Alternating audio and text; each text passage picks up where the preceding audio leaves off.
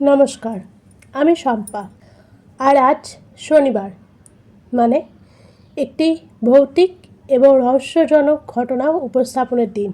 কেমন আছেন সবাই? আশা করছি খুব ভালো আছেন।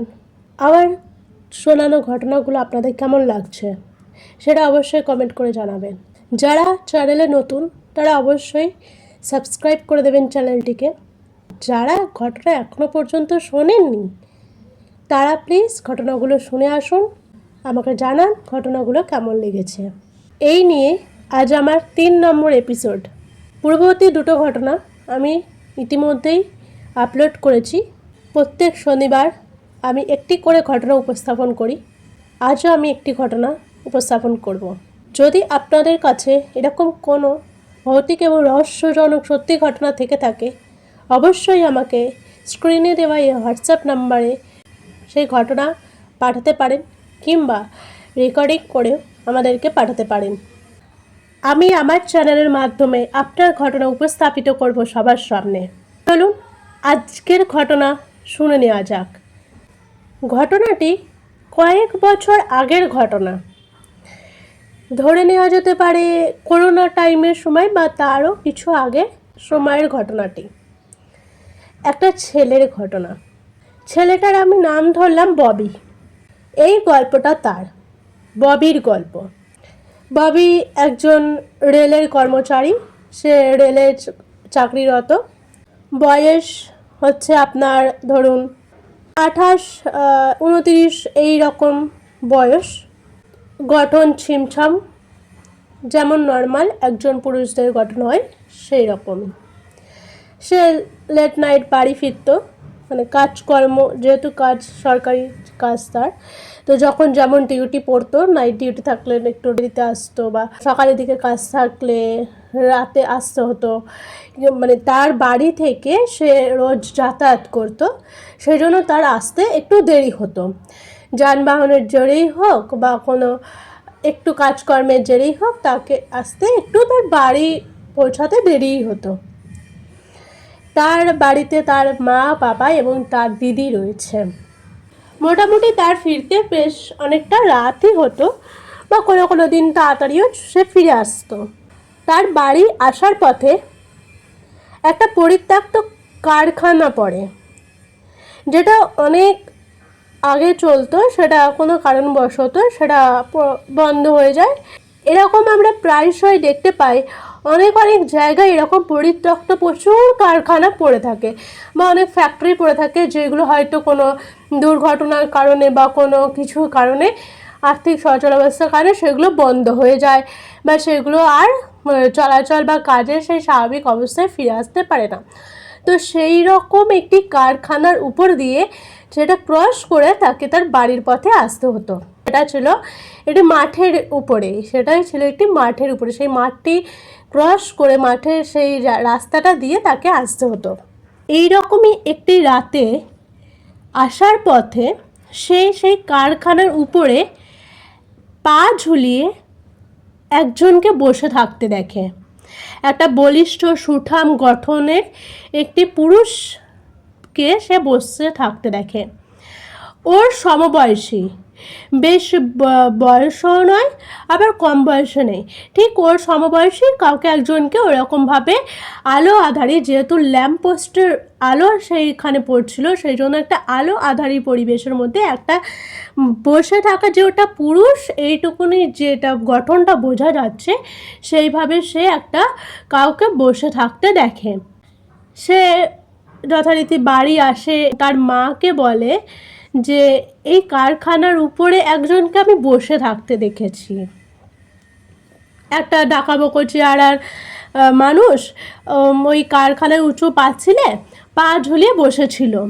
তার দৃষ্টিটা খুব একটা সুন্দর নয়, সে কেমন একটা দৃষ্টিগোচর কটু দৃষ্টি নিয়ে আমার দিকে সমানে তাকাচ্ছিল এবং সমানে হাসছিল আমাকে দেখে। সচরাচর মারা যা করে, এইটা শুনে তার মা তাকে লোহা, নিম পাতা, আগুন সমস্ত কিছু ছোঁয়ায় এবং তার সে বাইরে থেকে ঘরে ঢোকার সময় যা যা পরিধান করেছিল সমস্ত সে খুলে ধোয়ায়, এই সমস্ত যা যা রিচুয়ালস থাকে স্বাভাবিক একটা মায়েরা যা করে সে তার মাও সে ববির সাথে করেছিল।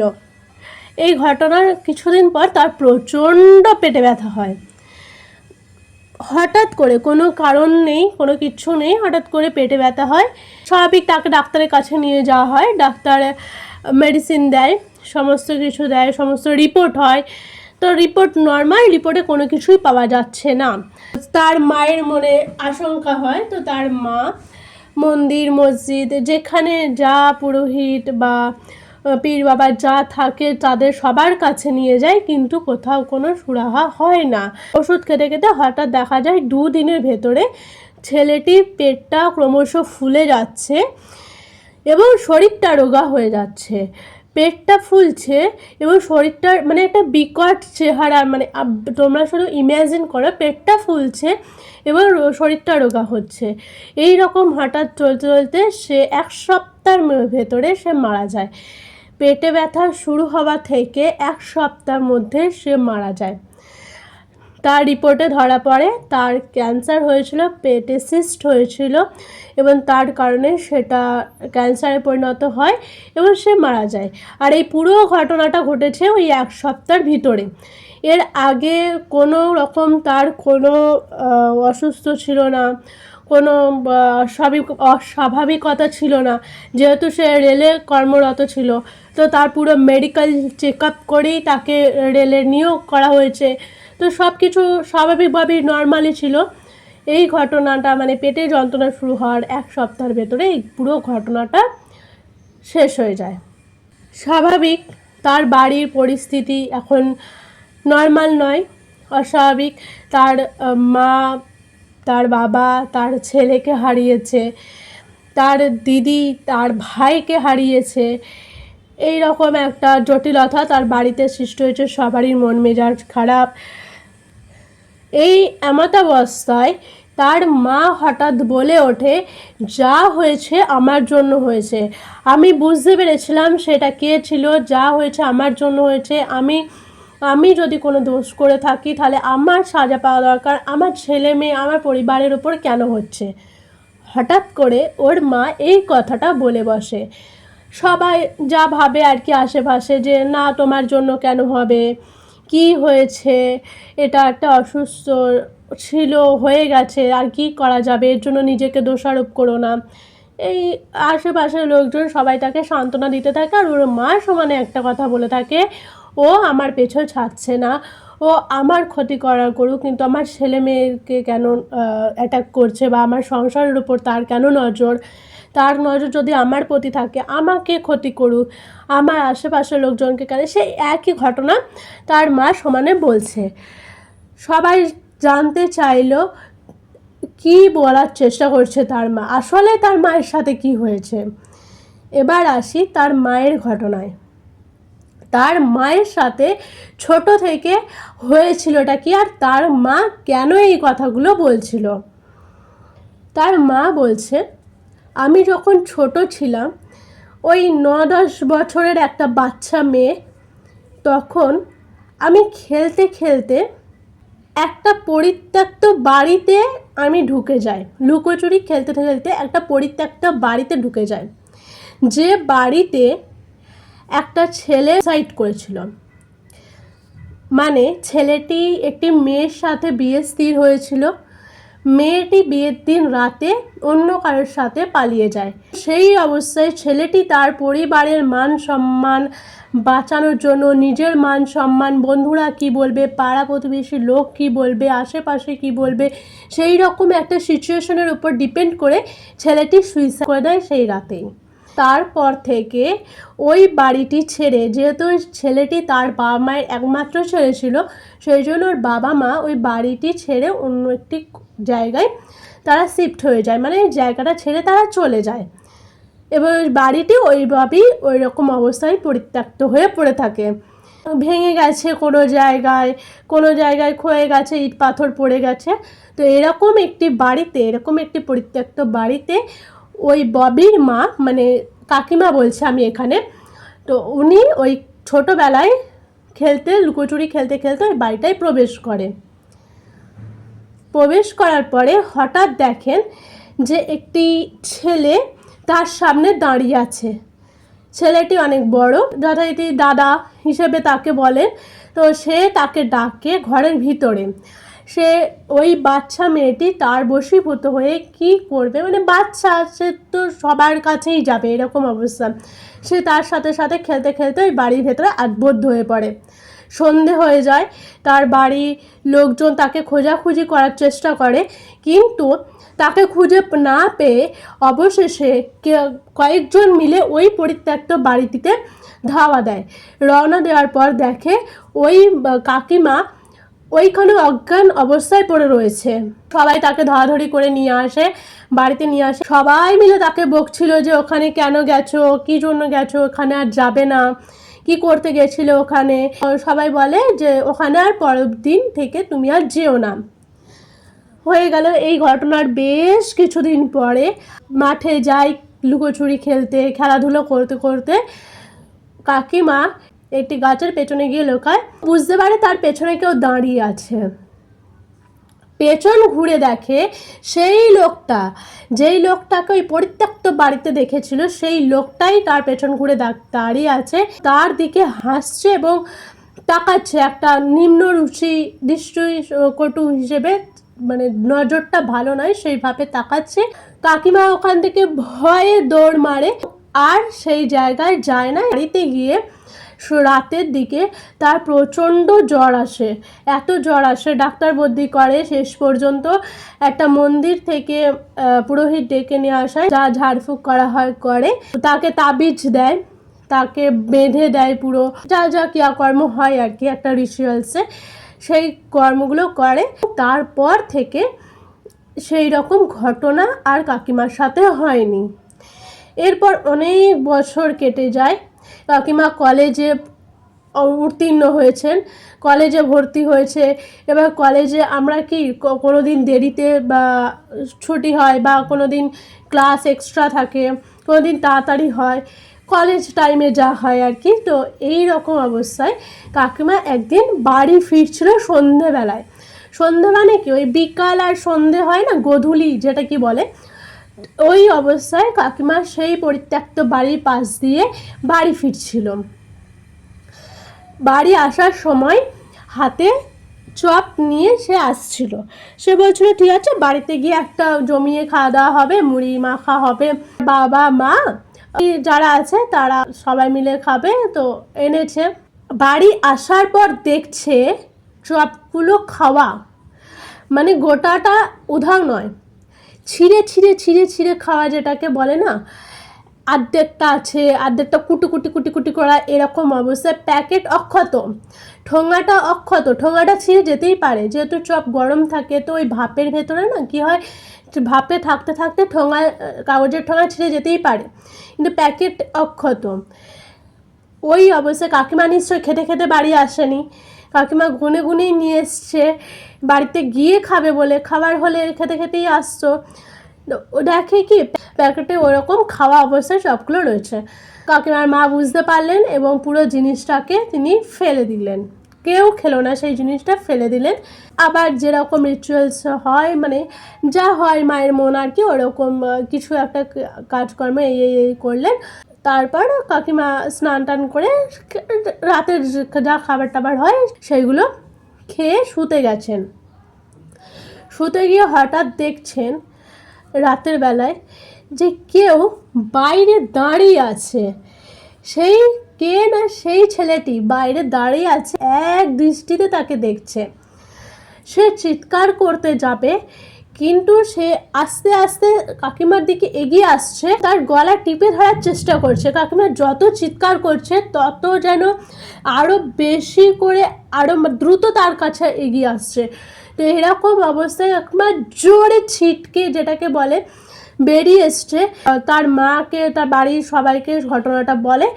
তার মা আবার পরের দিন সেই পুরোহিতকে ডেকে নিয়ে আসে এবং আবার সেই বাঁধন টাধন দেয়, সমস্ত ক্রিয়াকলাপ করে, বলে যে এনার পেছনে যে রয়েছে বা যে আছে তার সঙ্গে লড়ার ক্ষমতা আমার নেই, আপনি একটা বড় কারোর কাছে নিয়ে যান বা মসজিদে নিয়ে যান, তারা ঠিক এর সাথে এর মোকাবিলা করতে জানে। আমি এরকম কিছু করতে পারবো না, হ্যাঁ তবে আমি সাময়িক কিছু একটা দিচ্ছি যেটাকে সে বন্ধন করে রাখবে বা বেঁধে রাখবে, ওকে দূরে রাখবে। সেই পরের দিনই তাকে নিয়ে যাওয়া হয় একটা মসজিদে। তো মসজিদে যিনি পীর বাবা ছিলেন তিনি বলেন যে এ কোনো সাধারণ ছেলে নয়, এ এসছেই এর পেছনে পড়েছে। তিনি বলেন তাহলে কি ক্রিয়াকলাপ করতে হবে, তিনি তার পুরো বাড়িটাকে বেঁধে দেয়, বলেন যত তাড়াতাড়ি সম্ভব এর বিয়ে দিয়ে দাও, তাহলে যদি একমাত্রই পিছু ছাড়ানো যায়। সেই রকমভাবেই পুরো বাড়ি বেঁধে দিলেন, সমস্ত রিচুয়ালস করলেন। খুব তাড়াতাড়ি কাকিমাকে বিয়ে দেওয়ার বন্দোবস্ত করা শুরু হলো। যথারীতি কাকিমার বিয়ে হয়, বিয়ে পরে 1 বছর পরে কাকিমা কনসিভ করেন। সেই অবস্থায় কাকিমা আবার মানে এইরকম এই ঘটনা কেটে যাওয়ার বহু বছর পর কাকিমা আবার সেই অবয়বটিকে দেখতে পান সেই ছেলেটি যে প্রথম থেকে কাকিমাকে ফলো করে আসছেন। তিনি ব্যাপারটা পুরো এড়িয়ে যান, আর এই সমস্ত বিষয়টি কাকিমার যিনি স্বামী হাজব্যান্ড তাকে অবগত করা হয়েছিল যে এরকম ঘটনা ঘটেছে, মানে সে জানে পুরো বিষয়টিকে। তো তিনি তার সাথে ডিসকাস করেন। তো ঠিক আছে, মানে যেটাকে বলে সান্ত্বনা, প্রেগনেন্সি অবস্থা যেটাকে বলে, যে ওসব হ্যালুসিনেশন বা কিছু একটা বলে ওকে তো কাটাতে হবে। যদিও ঘটনা সবার জানা, তবু তা সেই ঘটনার প্রতি আরও বেশি যাতে না আকৃষ্ট হয়ে যায় সেই জন্য তাকে সেই বিষয়টি এড়িয়ে যাওয়ার চেষ্টা করছিলেন। এরকম হতে হতে একদিন হসপিটালে ভর্তি হন উনি। দেখেন হসপিটালের বাইরে সেই অবয়বটি আবার এসে দাঁড়িয়ে আছে, তার দিকে একভাবে তাকিয়ে আছেন এবং হাসছে। ওই একই জিনিস ঘটছে কাকিমার সাথে। কাকিমা যত চিৎকার করার চেষ্টা করছেন, কাকিমাকে আওয়াজ কেউ শুনতে পাচ্ছেন না, এবার সেই আওয়াজটির সামনের দিকে এগিয়ে আসছে, গলা টিপে ধরার চেষ্টা করছেন। কাকিমা দ্রুত সেইখান থেকে পালিয়ে যাওয়ার চেষ্টা করেন, আর তখনই নার্সরা এসে কাকিমাকে আটকান। নার্সদেরকে পুরো ঘটনাটা কাকিমা বলেন যে এই ঘটনাগুলো ঘটছে আমার সাথে, ওখানে দাঁড়িয়ে আছে। তো নার্সরা তাকে সান্ত্বনা দেয় এবং বলেন কি এই যে সামনেই তো এই পাশেই মর্গটা রয়েছে, এরকম ঘটনা ঘটতে পারে, আপনি কোনো ধ্যান দেবেন না। এরকম ঘটনা আমাদের সাথেও হয়েছে, এরকম অভিজ্ঞতা আমরাও ফেস করেছি, আপনার কোনো চিন্তা নেই, আমি আপনার সাথে 24 ঘন্টা দেখার জন্য একজন আয়া রেখে দিচ্ছি, সে আপনাকে ছেড়ে কোথাও যাবে না, আর 24 ঘন্টা এখানেই থাকবেন। আর আপনি এই অবস্থায় এরকম দৌড়াদৌড়ি করবেন না, আপনার বাচ্চার এবং আপনার দুজনেরই ক্ষতি হতে পারে। এইভাবে তাকে সান্ত্বনা দেওয়া হলো, তাকে ওষুধ দিয়ে যাই হোক নর্মাল করা হলো, তার ডেলিভারি হলো, সমস্ত কিছু হলো এবং তার একটি ছেলে হলো, যেই ছেলেটি হলো ববি। প্রথম যে হয়েছিল যে বড়, সে হলো ববি। এই ঘটনা ঘটে যাওয়ার প্রায় অনেক বছর আবার কেটে যায়।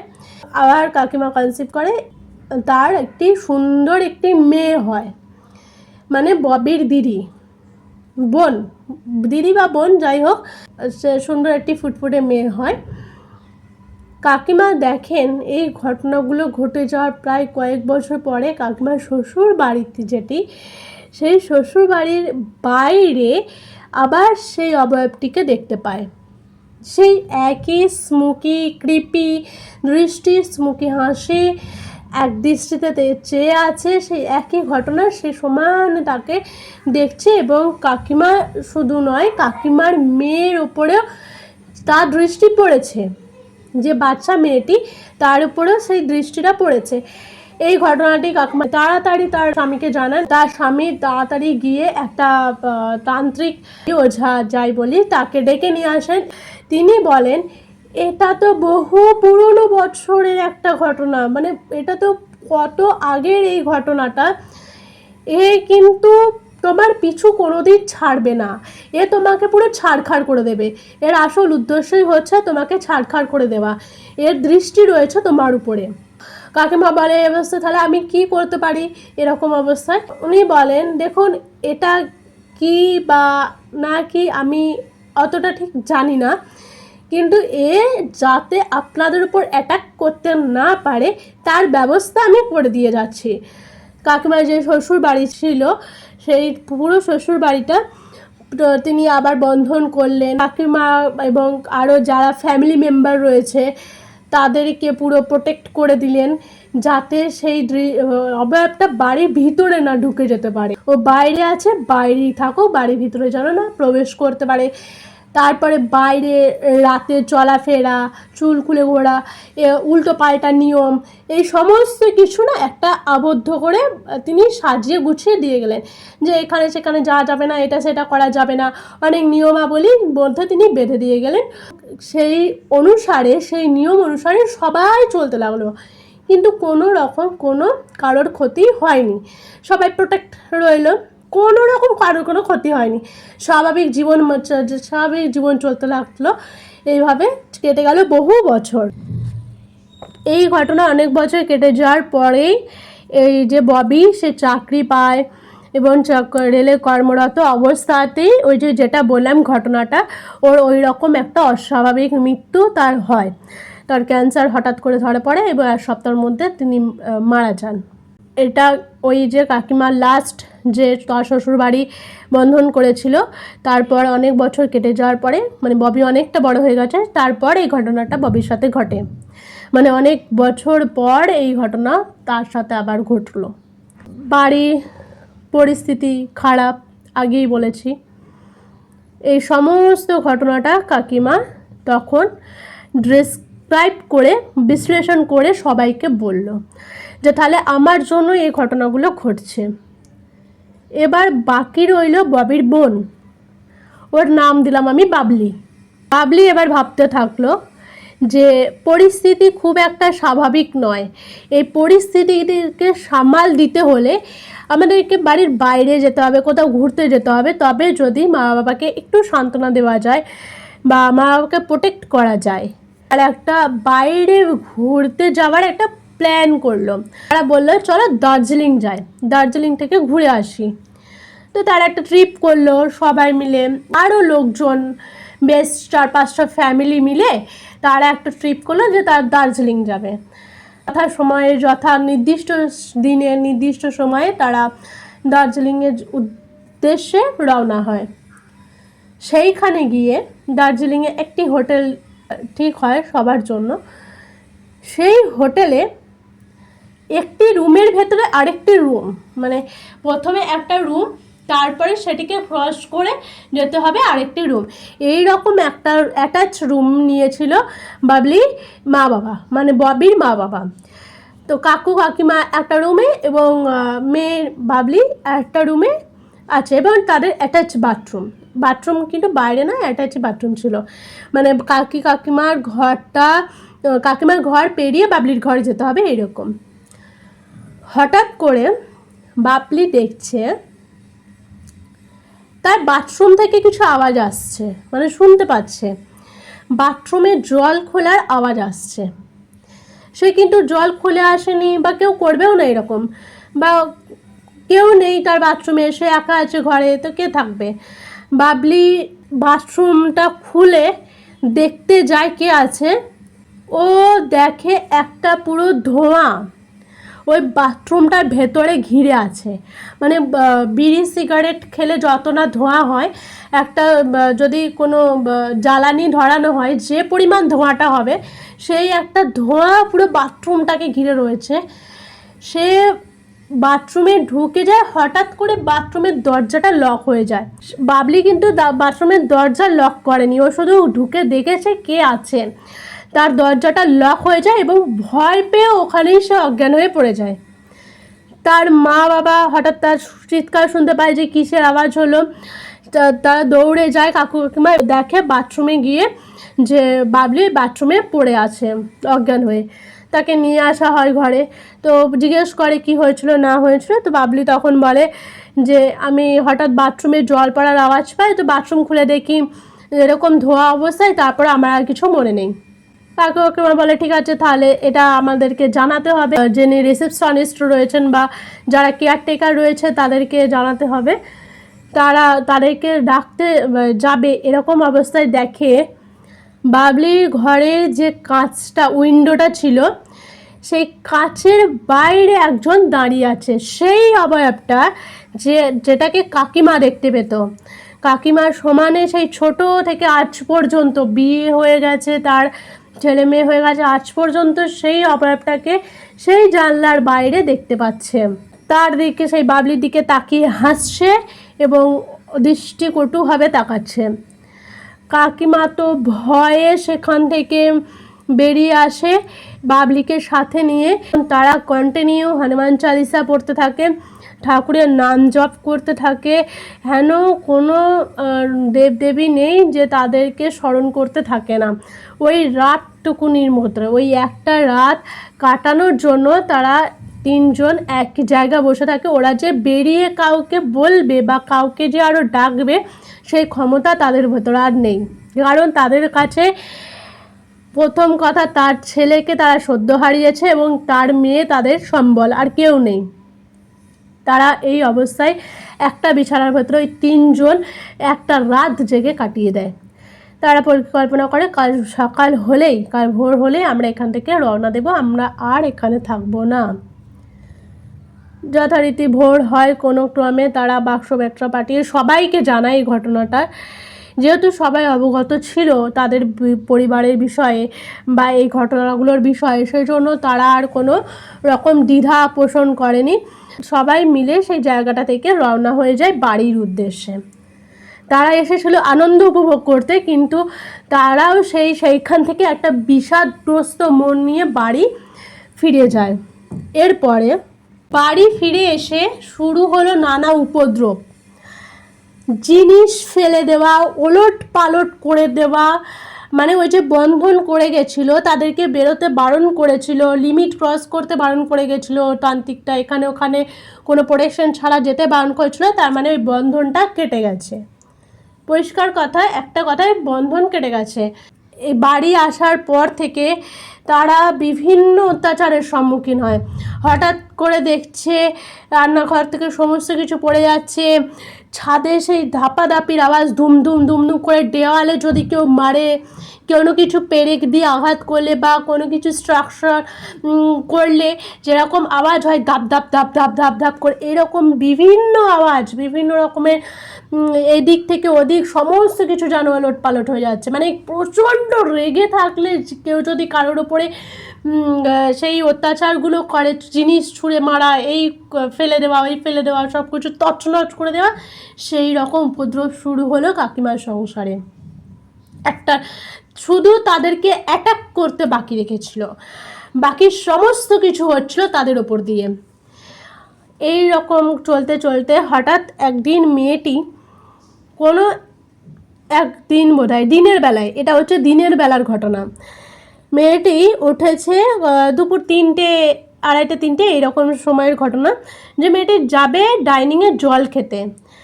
জল খেতে গিয়ে দেখছে ডাইনিংয়ের চেয়ারে সেই অবয়বটি বসে আছে, যেই অবয়বটির বর্ণনা তার মা এতদিন ধরে দেখে আসছে, বা সেই দার্জিলিংয়ে উইন্ডো সিটে বা সেই রুমের ভেতরে যে মেয়েটিকে গলার টিপে আসতে ধরছিল রাতের বেলায়, সেই অবয়বটি ওখানে এসে বসে আছে। সে যে জল খাবে, জলের বোতলগুলো নেবে, তার আর সাহস হয়নি।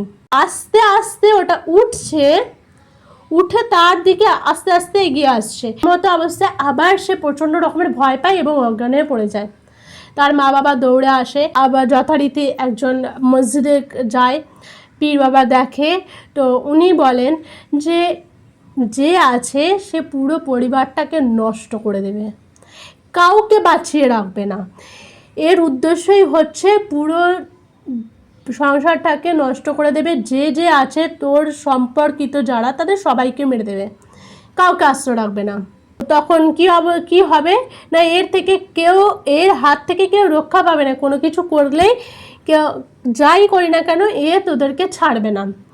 আমি শুধু ওকে আটকে রাখতে পারি, কিন্তু মানে তোদেরকে রক্ষা করতে পারি, ও যাতে আর কোনো ক্ষতি করতে না পারে বা তোদের কাছাকাছি আসতে না পারে, কিন্তু ওকে রুখে রাখা আমার পক্ষে অসম্ভব। আবার সমস্ত রিচুয়ালস করলো, মেয়ের জ্ঞান ফিরলো, সমস্ত কিছু যা হয় আর কি, কী সব ওদের রিচুয়ালস আছে সেগুলো আমার ঠিক জানা নেই, তো সেই রকম করলো।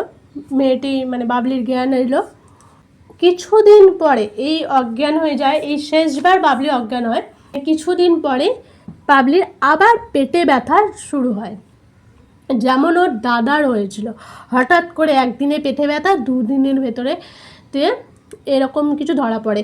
তো এই বলে না যে আগের ঘটনা থেকে শিক্ষা নেয় সবাই। তার মা ধরতেই পেরেছিল, তার মানে আমার মেয়ে এই একটাই সম্বল, একেও তার মানে কোনো রকমভাবে নিয়ে যাওয়ার পরিকল্পনা। তার মা কোনো রকম দেরি না করে ডাক্তারকে গিয়ে বলে, দেখুন পরীক্ষা করে ওর পেটে এইরকম কোনো কিছু সিস্ট বা কিছু আছে কি না, কারণ এটি ক্যান্সার হতে পারে। আমার ছেলেরও এরকম হয়েছিল, মানে তার মা সমস্ত ঘটনা ডাক্তারকে জানায়। তো ডাক্তার পরীক্ষা করে দেখে একই জিনিস, মানে তার দাদার যা হয়েছিল, ববির যা হয়েছিল, বাবলিরও সেই একই জিনিস। বা তখন ডাক্তার কি করে, আর বাবলির তখন 3rd স্টেজ চলছিল। সমস্ত রকম যা যা লাগে আর কি, সমস্ত কোনো রকম কোনো দেরি না করে সমস্ত কেমোথেরাপি সমস্ত আয়োজন করে, ট্রিটমেন্ট চলতে থাকে বাবলির। আস্তে আস্তে বাবলির কেমো শুরু হয়, কেমো স্টার্ট নিতে নিতে বাবলি তো যেমন স্বাভাবিক যা হয়, দেখতে প্রচণ্ডই খারাপ হয়ে যায়, রুগ্ন হয়ে যায়। বাবলি তখনও দেখতে পায় সেই অবয়বটি মানে তার সে যেখানে অ্যাডমিট রয়েছে তার বাইরে দাঁড়িয়ে আছে, তাকে সমানে ইশারা করে তার দিকে ডাকছে। বাবলি তখন বুঝেই গেল যে আর আমার কোনো আশা নেই, আমাকে এবার বাঁচতেই হবে, মানে আমি ওর কাছে হেরে গেলে হবে না। আমার দাদা চলে গেছে, আমার মা বাবা প্রায় ডিস্টার্বড হয়ে আছে, আমার মা বাবা মরে যাবে, এবার আমার মা বাবাকে বাঁচাতে হলে আমাকে বেঁচে থাকতে হবে। বাবলি এই পরিকল্পনা করলো যে আমাকে তার কাছে হেরে গেলে হবে না। 24 ঘন্টা সে যেখানে থাকতো, যেখানে কেমো নিত, 24 ঘন্টা সেখানে হনুমান চালিসা হতো, ঠাকুরের পুজো হতো, সমস্ত ফটো রাখা ছিল, সমস্ত কিছু তার সেই বাবলি যেখানে অ্যাডমিট ছিল সেইখানেও করা হতো। তারপরেও সেই অভাবকে সেখান থেকে নড়ানো যাচ্ছিল না। সে যেন আরও ক্রুদ্ধ হয়ে যাচ্ছিল তার উপরে, যে তার বিরুদ্ধে সেই কাজগুলো করছিল বলে সে আরও ক্ষিপ্ত হয়ে উঠলো তাদের উপরে।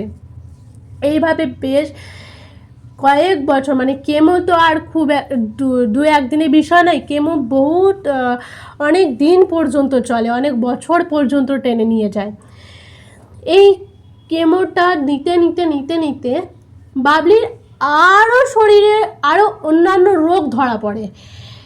এক তো কেমো নিচ্ছিল, এবং এই কেমো নিতে নিতে শরীরের আরও অন্য থাইরয়েড আরও যে সমস্ত সমস্যা হয় সেগুলোর আরও রোগ ধরা পড়ে।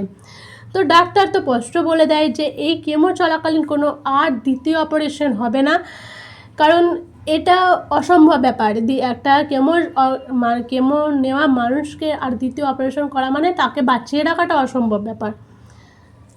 এই রকম অবস্থায় তাকে হিউজ মেডিসিন, প্রচণ্ড ওষুধ, এত ওষুধ নিতে হতো, ধীরে ধীরে সেই প্রাণ অষ্টাহত হয়ে ওঠে, যে এক প্রকার মরে গেলেই সে বাঁচে। কিন্তু বাবলি হার মানবে না, বাবলি তার কাছে হার মানবে না, সেই অবয়বটির কাছে হার মানবে না, তার বাবা মার জন্য হার মানবে না। ধীরে ধীরে প্রায় 3-4 বছর, 5-6 বছর, অনেকটা সময়, দীর্ঘ একটা সময় পেরিয়ে যায়। ওই যে বলেছিলাম না, সমস্ত অপদেবতার উপরেও থাকে ঈশ্বর, ঈশ্বরের উপরে আর কেউ হতে পারে না। যতই অশুভ হোক, যত যাই হোক, যত বড়ই পিশাচ হোক, যত বড়ই দৈত্য হোক, যত বড়ই যাই হোক, ভগবানের উপরে আর কেউ নেই। বাবলি রিকভার করতে শুরু করে। দীর্ঘ একটা সময় লড়াইয়ের পরে বাবলি আস্তে আস্তে রিকভার করতে শুরু করে। তো এই যে হনুমান চালিসা পড়ে পাঠ করার জন্য, বা এই যে 24 ঘন্টা চালিয়ে রাখতো, বা এই যে নানা ধরনের দেবতা মূর্তি পুজো, হেন জায়গা নেই তার মা বাবা যায়নি, হেন চেষ্টাটা তার মা বাবা করেনি। হয়তো এই সমস্ত সফলতার জন্য, এই সমস্ত কাজগুলো করার জন্য ভগবান হয়তো তার উপরে কৃপা দৃষ্টি ফেলেছিল। বাবলি আস্তে আস্তে রিকভার করতে শুরু করে। তার শরীরে যত রকমের রোগ ছিল আস্তে আস্তে সেইগুলো বিলুপ্ত হতে শুরু করে, মানে সে ধীরে ধীরে সুস্থ হতে শুরু করে। একটা সময় পর সে পুরো জয়ী হয় তার রোগের বিরুদ্ধে, অবয়বটির বিরুদ্ধে সে জয়ী হয়, সে দাঁড়ায় উঠে, সে এখন এই অবস্থায় সুস্থ, একদম পুরোপুরি সুস্থ। মানে যে জীর্ণকায় হয়ে গেছিলো, শীর্ণকায় দেহ হয়ে গেছিলো, সে ভগবানের আশীর্বাদে, তার নিজের লড়ার আশীর্বাদে, তার নিজের যে পজিটিভ আত্মাটা ছিল, তার সেই লড়ার ক্ষমতার ফলে সে এখন স্বাভাবিক, পুরোপুরি সুস্থ। পুরোপুরি মানে 100% সুস্থ না হলেও সে যে 70% অসুস্থ, তাকে যে আর কেমো নিতে হয় না, তাকে হয়তো মেডিসিন নিতে হয়, হয়তো তার কষ্ট হয়, কিন্তু সে যে শয্যাশায়ী হয়ে গেছিলো, সেখান থেকে সে উঠে দাঁড়াতে পেরেছে। ধীরে ধীরে সে বড় হয়, আস্তে আস্তে তার বয়স হয় এবং সে স্থির করেছিল যে সে তার মা বাবাকে ছেড়ে মানে যাবে না, মানে বিয়ে শাদী এই জিনিসটা থেকে সে মুখ ফিরিয়ে নেয়, যে আমার সাথে এরকম হয়েছে, সে আমার পেছন পেছন আবার যাবে আর একটা সংসার নষ্ট করতে, আমার মায়ের সংসার নষ্ট করছে, সে আমাকে ছাড়বে। আর তান্ত্রিক, যে শেষ তান্ত্রিক এসেছিল, সে বলেই গেছিলো যে পুরো পরিবারটাকে নষ্ট করে দেবে, কাউকে বাঁচতে দেবে না, যাদের যাদের সাথে সম্পর্ক হবে বা তার আশেপাশে যে সমস্ত সম্পর্কগুলো রয়েছে তাদের সবাইকে শেষ করছে, যেহেতু সে বলেই গেছিলো। সেই জন্য সে স্থির করে আমি মানে সে আর কোনোদিন বিয়ে শাদী করবে না। তার মা বাবা ঘিরেই তার এখন একটা পুরো জগৎ তৈরি হয়েছে। তো নয়, একটা পুজো অনুষ্ঠান তার বাড়িতে হয়, সে সুস্থ হয়ে আসার পরে একটা যজ্ঞ অনুষ্ঠান, পুজো হয়। তাকে তাড়াতে পেরেছে কিনা এখনও আমি জানি না, যেহেতু সে বলেই গেছিল যে একে কোনোদিন তাড়ানো যাবে না, এর দৃষ্টি থাকবে সবসময় এই পরিবারের উপরে। সেই জন্য আবার বাড়িটাকে যা বন্ধন করে দিয়েছিল, যে সমস্ত নিয়মাবলী বলেছিল সেই নিয়মাবলীগুলো পালন করতে শুরু করলো, সমস্ত পুজো অর্চনা যজ্ঞ যা যা রিচুয়ালস একটা দরকার পড়ে সেই সমস্ত কিছু তারা করেছিল। এখন বর্তমানে তারা অনেকটা স্টেবল রয়েছে, সুস্থ রয়েছে, আশা করছি পরবর্তীকালেও থাকবে, হয়তো আর এরকম কোনো সমস্যা হবে না। তো কাকিমার মত অনুযায়ী, কাকিমা সেই 9-10 বছরের ছোটোবেলায় সেই যে ছেলেটিকে দেখেছিল, সে আজ পর্যন্ত তাকে ছাড়েনি। তো এটা কি হতে পারে? সত্যিই কি সেই ছেলেটি সুইসাইড করার পর তার আত্মা ওখানেই থেকে গেছিল, নাকি অন্য কোনো ঘটনা কাকিমার সাথে ঘটেছিল যেটা কাকিমার মনে নেই, যেটা এড়িয়ে গিয়েছিল কাকিমা, নাকি কেউ কাকিমার ওপর কোনো কিছু প্রয়োগ করেছিল? তোমাদের কি মনে হচ্ছে আমাকে অবশ্যই কমেন্ট করে জানাও। তোমাদের গল্পটি কেমন লাগলো সেটাও অবশ্যই জানাও। এটা কি হতে পারে? ব্রহ্মদত্তি, পিশাচ, ভূত, নাকি কোনো কালপুরুষ যার প্রভাব এখনও রয়েছে? অবশ্যই আমাকে কমেন্ট করে জানাও। আর ভিডিও ভালো লাগলে লাইক করো, বন্ধু এবং ফ্যামিলির সাথে সবার সাথে ভিডিওটি শেয়ার করে দাও। দেখা হবে অন্য আরেকটি পরবর্তী এপিসোডে। ততক্ষণ ভালো থেকো, সুস্থ থেকো। তোমাদের কাছে যদি এরকম ভৌতিক এবং রহস্যজনক ঘটনা থেকে থাকে তাহলে অবশ্যই আমাকে জানাতে পারো এই হোয়াটসঅ্যাপ নাম্বারে, তোমরা রেকর্ড করেও পাঠাতে পারো। আমি আমার চ্যানেলের মাধ্যমে সেই ঘটনাগুলো উপস্থাপন করব সবার সামনে। নমস্কার, ভালো থাকবেন, সুস্থ থাকবেন। ঘটনা কেমন লাগলো অবশ্যই জানাবেন। দেখা হচ্ছে পরবর্তী এপিসোডে।